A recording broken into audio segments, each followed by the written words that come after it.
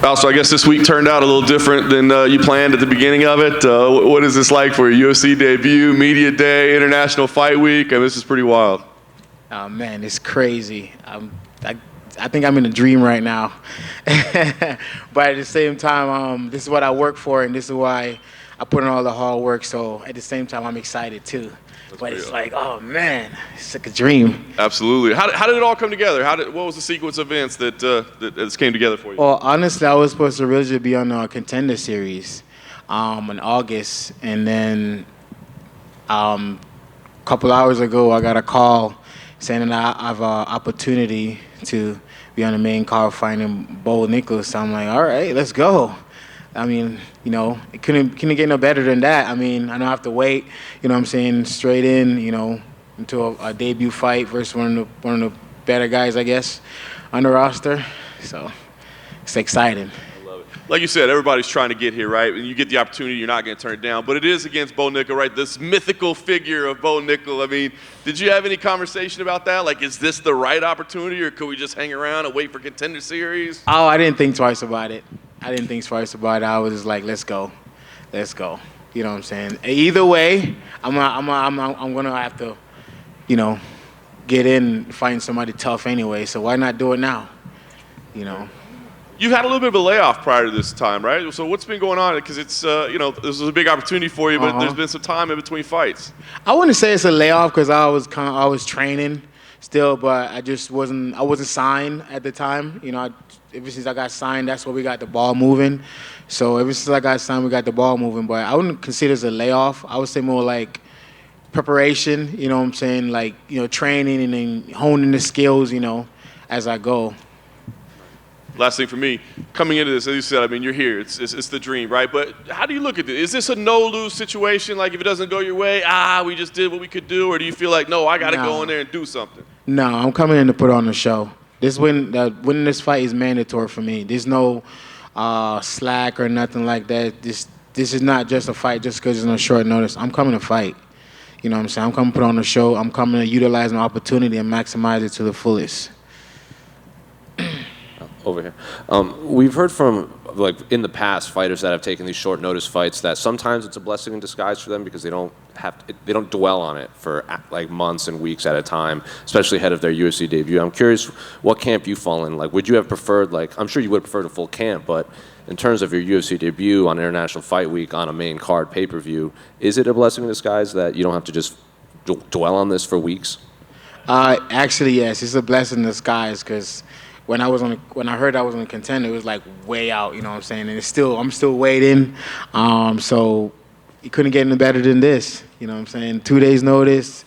Obviously I gotta do what I gotta do to, be ready. But 2 days notice is nothing to me because I'm used to pretty much my whole amateur career is built off short notice fight. And my last fight that I took in Orlando, it was a short notice fight. I took that fight the day of the weigh-in. So short notice fight don't really shake me, you know what I'm saying? Because at the end of the day, it's an opponent, and we're going to fight. Kind of going off of that, the UFC tends to like fighters that take these quick turnaround, these short notice fights. Are you going to be one of those guys, or are you going to be? Yeah, I'm going to be that guy. I'm going to be that guy to step in every time they need me. I'm curious, how much did you watch of Bo Nickal and his fight career and stuff? I saw him on a Contender Series. I know he was, he wasn't on my radar until a couple of days ago. But I know he's a good wrestler, Division I, state champion, undefeated in MMA, so am I. And he's just like another fighter like me. So I'm ready to go. I'm ready to tussle with this guy. Last one for me. On this same card, it's Robbie Lawler's last fight ever. So I'm curious, you obviously a fight fan. Do you have a favorite memory of Robbie's career, a favorite fight of his? When I just started watching MMA, Robbie Lawler, he fought Nick Diaz. That was a good fight. That was a good fight. He fought, it was a bloody one. He fought, I think, Roy McDonald. Yeah, that was a bloody one. So, and then he won the welterweight championship. So I know who Robbie Lawler is. Yeah, so for him to go out like this and for me to be on a platform like this with him retiring, couldn't get me no better than that. It's a dream come true. Val, in the back over here. Question for you. To your right. talking about the magnitude of this fight, it's your UFC debut. It's it's in International Fight Week. You're opening for the pay-per-view. All these things amount and start to stack up against one another. In your mind and in your preparation through the journey from where you started to where you are now, what do you think has built you and got you ready and poised for this moment?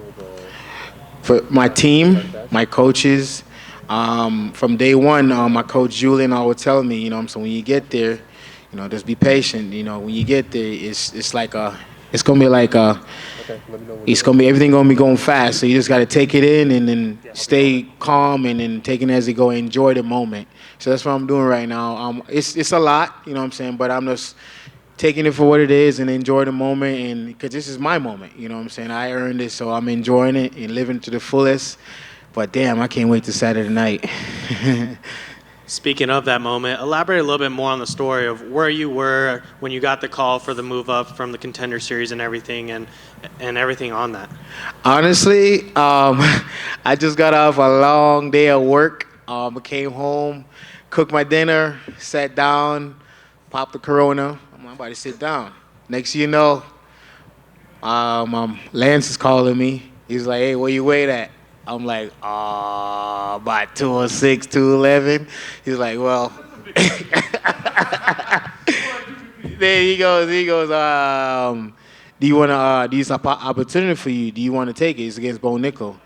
So I say, yeah, I'll take it. And he goes, confirm with your coach first. And then he was with it. So I'm like, all right, let's go. Let's run it. Next thing you know, a couple hours later, I was out here dropping away. And, because ever since, like I said, I haven't took a layoff. I've been training. I've been training consistently in camps, not like as a fight camp, but like training, like keeping the body in shape. Learning new things, taking classes and stuff like that.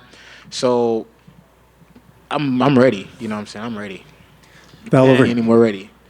And talking a little bit about you being ready, I want you to talk about a little bit about your family. Like, what impact have they made along this journey and now being in this moment in the spotlight and everything happening so fast? Talk about their impact on you. Basically, pretty much back in the days, my dad was a boxer. So, but he never really like made it like on the big scene. We used to like in the backyard is like a dirt spot, ropes around it, and then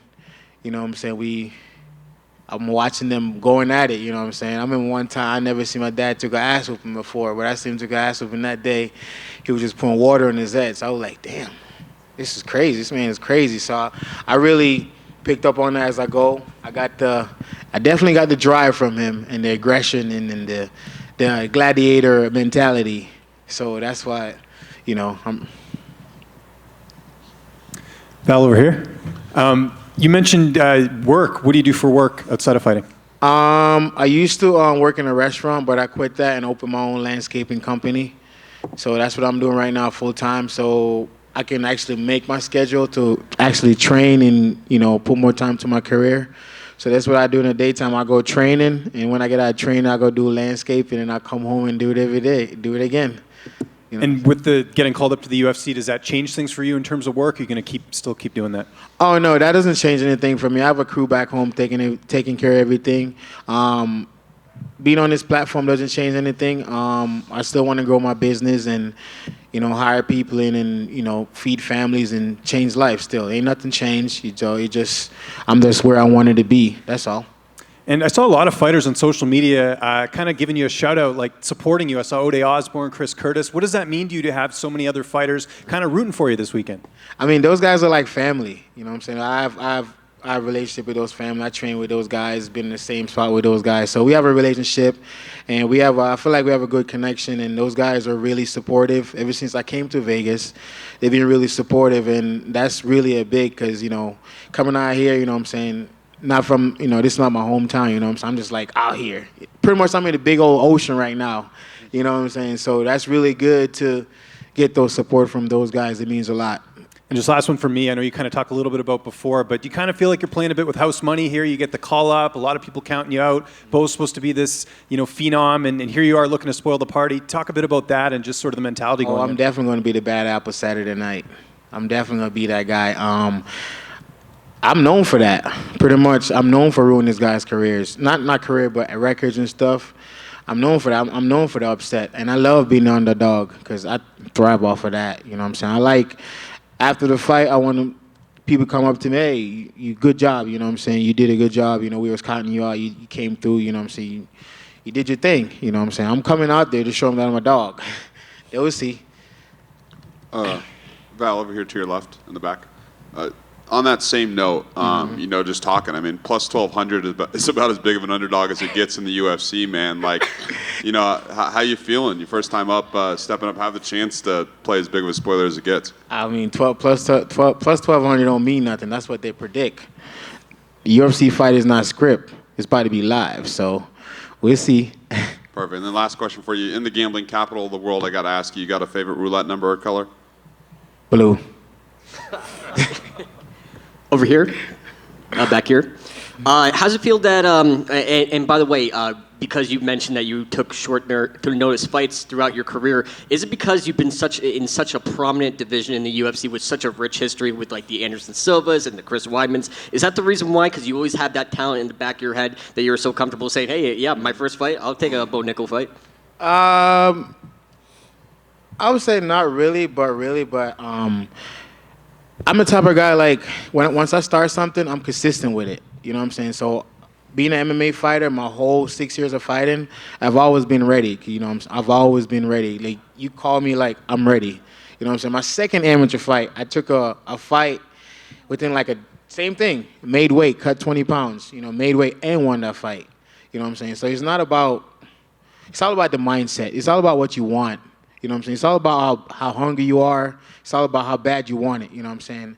And it all comes down to, you know, excuses. I don't make excuses for myself. If I got to do it, I got to just do it, you know, and get it over with. So I feel like that's what makes me different. In your first fight, you could potentially shock the world and derail the Bo Nickal hype train, and also have the most popular landscaping company in the world. I mean, win-win. I'm gonna shock the world. Shock the world. Yes, sir. I'm gonna look him in his eyes after that. I'm gonna say, hey, thanks for the opportunity, but I'm the better man today. That's what I'm saying. I wanted more than you. That's it. All right.